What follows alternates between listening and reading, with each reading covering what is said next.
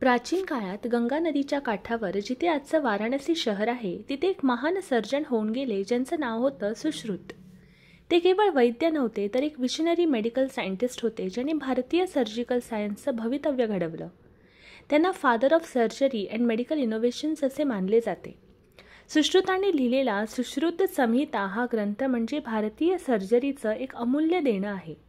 या ग्रंथात त्यांनी 300हून अधिक सर्जिकल प्रोसिजर्स आणि 120पेक्षा जास्त सर्जिकल इन्स्ट्रुमेंट्स यांचं अत्यंत बारकाईने वर्णन केलं आहे. त्यांनी शस्त्रक्रिया 8 भागात क्लासिफाय केल्या आहेत.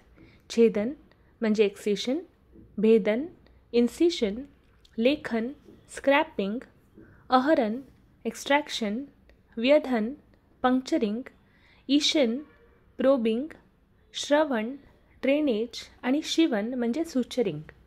सुश्रुतांनी सांगितलं होतं की काही आजार औषधांनी बरे होत नाहीत तेव्हा सर्जरी आवश्यक असते. त्यांनी ट्यूमर्स, किडनी स्टोन, कॅटरॅक्ट, रिनोप्लास्टी आणि यासारख्या अनेक आजारांवर सर्जिकल ट्रीटमेंट दिल्या. त्यांनी प्री ऑपरेटिव्ह प्रिपरेशन, स्टरिलायझेशन्स आणि पोस्ट सर्जरी केअर ह्यावरही भर दिला. सुचर्स करण्यासाठी त्यांनी सिल्क, गुडवेल या झाडांचे धागे वापरले. वाराणसीच्या पवित्र भूमीत ज्ञानाच्या गंगेत सुश्रुतांनी भारतीय मेडिकल सायन्सचं सोनेरी पान लिहिलं जे आजही जगभर आदराने वाचलं जातं. धन्यवाद.